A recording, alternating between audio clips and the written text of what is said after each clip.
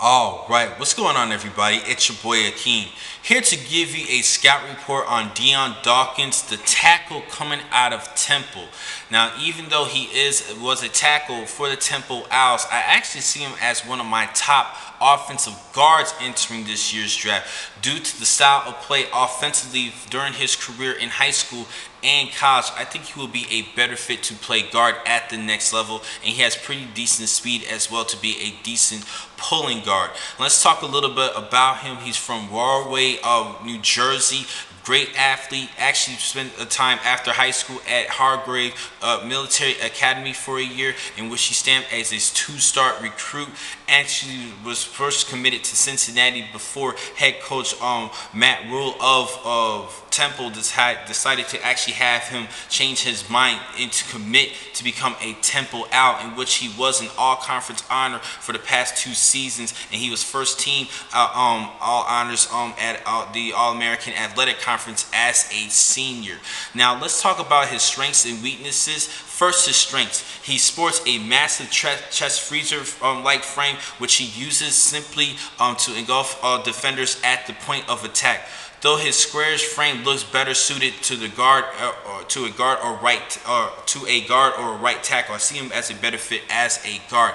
Now Dawkins shows impressive initial quickness, balance, and patience in pass protection, as well as his long arms needed to steer away defenders from the ball. Now he also shows natural mirror skills, easily sliding from left to right to keep defenders square off as far as pass protection, and I think he could be a pretty good puller. He runs a 5'1" which is not bad. I think he could be a decent pulling guard to help for the run and attack. And Temple did have a pretty decent season the past couple of years with their leading rusher Jahid Thomas. Now it's time for me to talk about his weaknesses.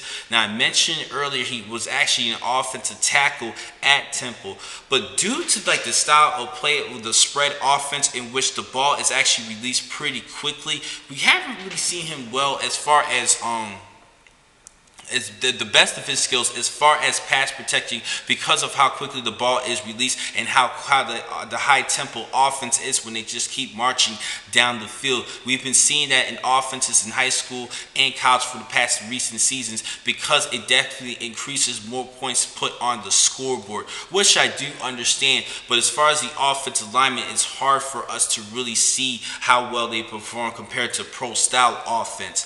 Now other things he does need to work on as far as his play: he lacks accuracy in his initial punch, hitting his target high and stopping his feet sometimes after contact, failing to sustain his blocks effectively. Now he comes with some character flags as well. He was actually arrested along with a good prospect in Hassan Reddick, one of my top linebackers entered this year's draft. Now he actually got into a fight.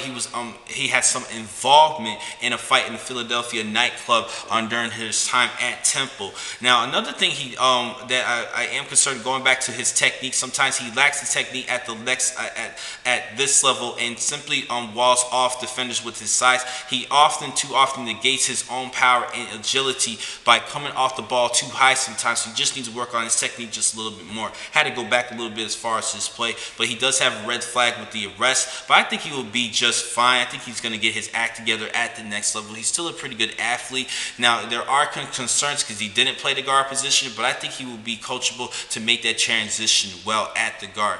Now with that being said, I see him as a 3rd round pick because it will be a project for him to learn the guard position, but I think he could be a solid 3rd round pick of this year's draft. Now the next time I'm going to catch you guys will be in just a couple minutes. I have more blogs to talk about today. Thank you for watching this blog. I'm your man Akeem McCall. Be easy.